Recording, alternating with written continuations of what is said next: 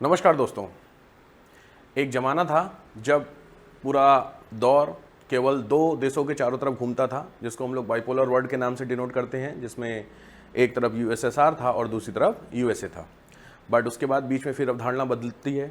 फिर उसके बाद नया कॉन्सेप्ट आता है G7 का, G20 का, जिसमें 20 से ज़्यादा देश, 7 से ज़्यादा देश आपस में मिल करके डिसीजन लेते हैं।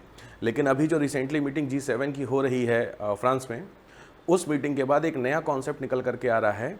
उसको हम लोग G2 के नाम से डिनोट करते हैं, जिसमें बेसिकली अमेरिका और चाइना की डोमिनेंस के बारे में बातचीत की जा रही है, डिस्कशन हो रहा है। तो चलिए आज की इनसाइड स्टोरी में समझने की कोशिश करते हैं G2 क्या है और इस G2 के जो मल्टीपल प्रभाव होंगे दुनिया के ऊपर, भारत के ऊपर, ये प्रभाव कैसे होंगे, या इंडिया क्या इस चीज़ को सपोर्ट करता है या नहीं। सबसे पहले तो समझते हैं कि जो G7 समिट, उसमें चीन पर बहस बहुत छिड़ी हुई है। बेसिकली सबसे इंपॉर्टेंट किस पॉइंट पे, आर्थिक नीतियां, व्यापारिक असंतुलन और महत्वपूर्ण खनिजों पर एकजुट रुख की मांग की गई है। बेसिकली जो साउथ चाइना सी वाला सेक्शन है, उस सेक्शन में सबसे ज़्यादा इंपॉर्टेंट होते हैं जो महत्वपूर्ण खनिज होते हैं, रेयर अर्थ मेटल होते हैं, उसको लेकर के बहुत ज़्यादा डिस्कशन हो रहा है, क्योंकि आने वाले दिनों में उस रेयर अर्थ मेटल की जो वैल्यूएशन होती है वो बहुत ज़्यादा होगी। तो चाइना इस प्रकार से पूरी दुनिया में उस पॉइंट को लेकर के बहुत ज़्यादा डोमिनेंस करने की कोशिश कर रहा है। दूसरा जो सेक्टर चाइना का आता है वो आता है चिप का। जो चिप प्रेजेंट टाइम में पूरी दुनिया जब एआई की तरफ जा रही है, इलेक्ट्रॉनिक की तरफ चल रही है, तो वहाँ पे चिप की बहुत ज़्यादा नीड पड़ती है। तो चिप की जो सबसे ज़्यादा प्रोसेसिंग है वो चाइना में, ताइवान में है। तो उस दोनों सेक्टर को अगर हम जोड़ लेते हैं तो वो दोनों सेक्टर पूरे वर्ल्ड में चाइना को डोमिनेंस करने की कैपेबिलिटी दे रहे हैं। तो सबसे इंपॉर्टेंट जो डिस्कशन हुआ उस पर वो ये होता है। अब यहाँ पे जो सबसे इंपॉर्टेंट इश्यूज होते हैं इस मीटिंग में निकल के आते हैं चाइना को लेकर के, वो सबसे पहले चीन की गैर पारदर्शी आर्थिक नीतियाँ, क्योंकि चीन की जो इकोनॉमिक पॉलिसीज़ है वो इकोनॉमिक पॉलिसीज़ थोड़ी सी पारदर्शी नहीं है, ट्रांसपेरेंट नहीं है, भेदभाव करती है। ऑब्वियस बात है, दूसरे देशों की इकोनॉमिक पॉलिसी को कंपेयर करते हैं। दूसरा, व्यापारिक असंतुलन और बाजार तक पहुँच, चाइना अपनी मार्केट तक लोगों को पहुँचने नहीं दे रहा और चाइना पूरी दुनिया की मार्केट में छाया हुआ है। तो ये भी एक तरीके से बायसनेस है चाइना की। महत्वपूर्ण खनिजों की आपूर्ति श्रृंखलाओं पर चीन की पकड़, अत्यधिक सरकारी सब्सिडी और अनुचित प्रतिस्पर्धा और वैश्विक सुरक्षा और तकनीकी निर्भरता पर प्रभाव। तो बेसिकली देखा जाए, चाइना अपने यहाँ के प्रोडक्ट को बहुत तेज़ी से लॉन्च कर रहा है, दूसरे देश के प्रोडक्ट को किसी न किसी कॉज से, किसी न किसी रीज़न से ग्लोबल मार्केट में जाने से रोक रहा है। तो अल्टीमेटली कुल मिलाकर के पूरी इकॉनमी पे अगर देखा जाए वर्ल्ड में, तो एक तरीके से डोमिनेंस अभी यूएसए का है, या फिर एक पर्टिकुलर ग्रुप का है G7, G20 के नाम से, जिनको हमने डिनोट करते हैं। बट इसी को काउंटर करने के लिए चाइना कुछ अपनी बेसिक पॉलिसीज़ को चेंज कर रहा है। अब बात करते हैं कि बेसिकली ट्रम्प साहब का क्या सोचना है, क्या ये G2 का कॉन्सेप्ट ठीक है या गलत है। सबसे पहले ट्रम्प की सोच की बात करते हैं तो देखिए, वैश्विक राजनीति को दो ध्रुवों में देखते हैं, अमेरिका बनाम चीन। तो अमेरिका का खुद कहना है कि बेसिकली अब जो इकोनॉमी है या जो वर्ल्ड है वो बेसिकली बाइपोलर वर्ल्ड में चल रही है, दैट इज वर्सेस चाइना। पारंपरिक बहुपक्षीय मंचों की उपयोगिता पर सवाल, G7, G20 की उपयोगिता कोई बहुत ज़्यादा रह नहीं गई है, ऐसा ट्रम्प साहब का सोचना है, क्योंकि इसकी जो इंपॉर्टेंस है वो इंपॉर्टेंस तभी रहती है जब सभी देशों को इक्वल राइट्स मिले, इक्वल वोट मिले। बट ऐसा होता नहीं है G7, G20 की मीटिंग में। व्यापार, तकनीकी सुरक्षा, हर मुद्दे पर अमेरिका की प्राथमिकता फर्स्ट, अमेरिका फर्स्ट पॉलिसी अब ट्रम्प की बहुत कॉमन पॉलिसी है। लक्ष्य, अमेरिका की शक्ति को केंद्र में रखकर दुनिया का पुनर्संतुलन, यानी अमेरिका को सेंटर में रखा जाएगा और पूरी दुनिया को क्या किया जाएगा, बैलेंस किया जाएगा। ये पॉलिसी किसकी है, इनकी। अब पॉइंट यहाँ पे आता है, जो जनरली विश्लेषक होते हैं वो क्या कह रहे हैं कि जो ट्रम्प की सोच है वो दुनिया को एक प्रकार G2 मॉडल की ओर ले जा सकती है, जहां अमेरिका और चाइना प्रमुख निर्णयकर्ता होंगे और बाकी देशों की भूमिका कैसी होगी, लिमिटेड हो जाएगी, सीमित भूमिका हो जाएगी। अब मॉडल को समझते हैं हम लोग, what is G7 versus G2। G7 बहुपक्षीय सहयोग, ऑब्वियस बात है, इसमें इन्हीं दोनों का कंपेरिजन होता है। साझा वैश्विक नियम संस्थाएं होंगे, जबकि शक्ति संतुलन और प्रभाव की होड़ होगी। सबसे इंपॉर्टेंट होता है पावर बैलेंस। इसमें वर्सेस चाइना, यानी यूएसए वर्सेस चाइना, यही दोनों कोशिश करेंगे सबसे ज़्यादा आगे निकलने में। इसमें सबसे ज़्यादा नुकसान होगा उनके पड़ोसी देशों के, साथ में कई बार इनडायरेक्ट इंपैक्ट पूरे वर्ल्ड के ऊपर पड़ेगा।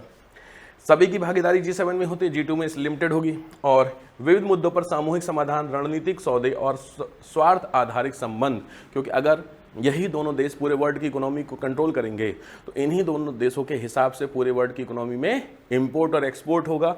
डॉलर, चाइना की जो करेंसी है, बेसिकली इसी में ट्रेड होगा। तो कहीं ना कहीं नुकसान हो सकता है। अब क्या नुकसान हो सकता है, तो उसके इम्पैक्ट क्या होंगे, तो इम्पैक्ट में वैश्विक निर्णयों में छोटे और मध्यम देशों की आवाज़ कमजोर हो सकती है। सबसे इंपॉर्टेंट है, क्योंकि जो मेजर कंट्री है इकोनॉमिक पॉइंट ऑफ व्यू से सबसे ज़्यादा वो ग्रो करेंगे, तो बाकी देशों के साथ दिक्कत हो सकती है।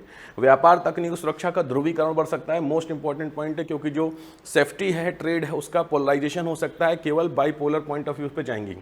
क्षेत्रीय संघर्ष और भू राजनीतिक तनाव में वृद्धि होगी। ऑब्वियस है, जब इस तरीके के इश्यूज होंगे, जब दो ही देश होंगे, तो वापस से बाइपोलर वर्ल्ड का जो दौर था, मैंने अभी आपको बताया यूएसएसआर वर्सेस यूएसए, उस तरीके की सिचुएशन क्रिएट हो सकती है और नई वैश्विक व्यवस्था में असमानता और अनिश्चितता आने की बहुत ज़्यादा पॉसिबिलिटी है। क्योंकि जब इन्हीं दोनों के हिसाब से चलना पड़ेगा तो बहुत सारे देश हैं जिनकी फॉरेन पॉलिसी, उनकी इकोनॉमिक पॉलिसी, ट्रेड पॉलिसी वो अकॉर्डिंग टू देम सही नहीं है। हमारे लिए ऑब्वियस बात उनके लिए सही नहीं है, तो हमें भी उनके हिसाब से ही चलना पड़ेगा, ऐसा कहना है ट्रम्प साहब का। नेक्स्ट आते हैं, तो इस शिखर सम्मेलन में चीन पर जो बेसिकली चर्चा हुई है वो चर्चा नॉर्मल डिबेट हुई है, ना कि कोई टकराव हुआ, इस तरीके का कोई झगड़े वाली बात नहीं हुई है। बट फिर भी सबसे इंपॉर्टेंट है इस पर जो चाइना का जो कंट्रोल, आखिर G2 का कॉन्सेप्ट आया क्यों निकल करके, उसको समझते हैं।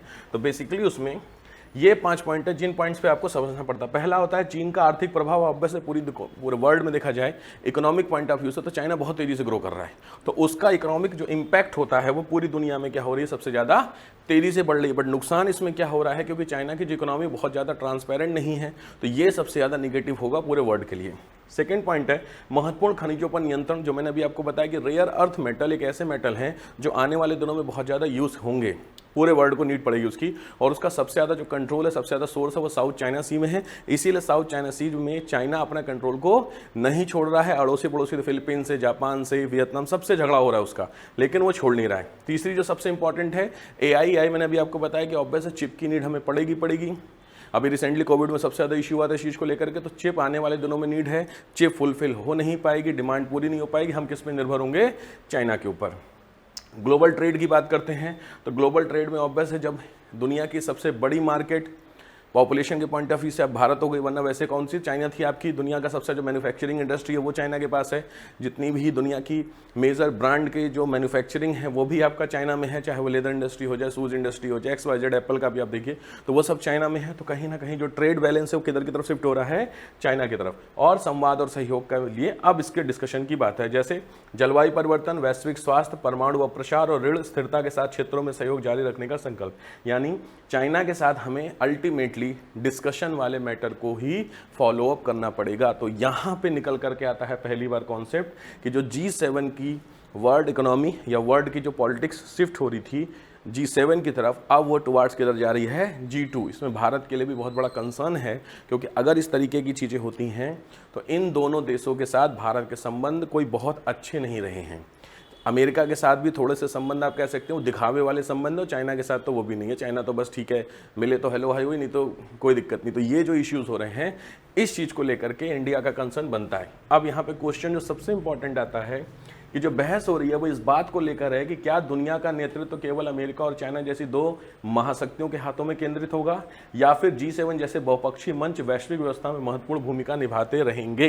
ये एक बहुत इंपॉर्टेंट क्वेश्चन है जो आने वाले दिनों में आपके दिमाग में आएगा। आने वाले दिनों में 10-20 दिन के अंदर जब इस तरीके का कॉन्सेप्ट निकलता है तो न्यूज़ में ज़रूर ये चीज़ें आती हैं। वैसे देखा जाए तो जो G2 का कॉन्सेप्ट है वो कोई नया नहीं है। G2 का कॉन्सेप्ट 2005 में ही ऑलरेडी दिया गया था, जहाँ पर चाइना और अमेरिका इन दोनों को अटैच करके बेसिकली जो एक कंबाइंड वर्ड दिया गया था, जिसको चिमेरिका के नाम से बेसिकली डिनोट किया गया था। ये उस समय का ऑलरेडी दिया गया था। उस समय के जो थिंकर्स थे, उस समय के जो लोग थे, उन्होंने बताया था कि हाँ एक इस तरीके की पॉसिबिलिटीज़ हो सकती है। बट चाइना ने जब अपनी इकोनॉमी को कंट्रोल किया, मार्केट को क्लोज किया, तो उसके बाद इस तरीके का कॉन्सेप्ट आया कि साहब ठीक नहीं है चीज़ें, मतलब पूरी दुनिया को मल्टीपल हाथों में देना ज़्यादा सही है। तो G2 का कॉन्सेप्ट उस समय आया हुआ था। उसके बाद बीच में होल्ड होता है, कोविड आता, कोविड के बाद चाइना की और ज़्यादा बुराई की गई, ये सब चीज़ें की गई, जिसके कारण चाइना की इकोनॉमी में भी थोड़ा सा इम्पैक्ट पड़ा। बट वापस से जब अमेरिका इस चीज़ को कह रहा है कि हाँ there is a possibility of G2, इसका मतलब हमारे लिए थोड़ा सा खतरे की घंटी है, जिसको समझने की ज़रूरत हमें पड़ेगी। ठीक है, तो चलिए देखते हैं आने वाले दिनों में G2 के कॉन्सेप्ट को लेकर के कुछ नई नई चीज़ें क्या क्या चेंजमेंट होती हैं ग्लोबल इकोनॉमिक वर्ल्ड में। मिलते हैं आपसे नेक्स्ट वीडियो में। थैंक यू, जय हिंद।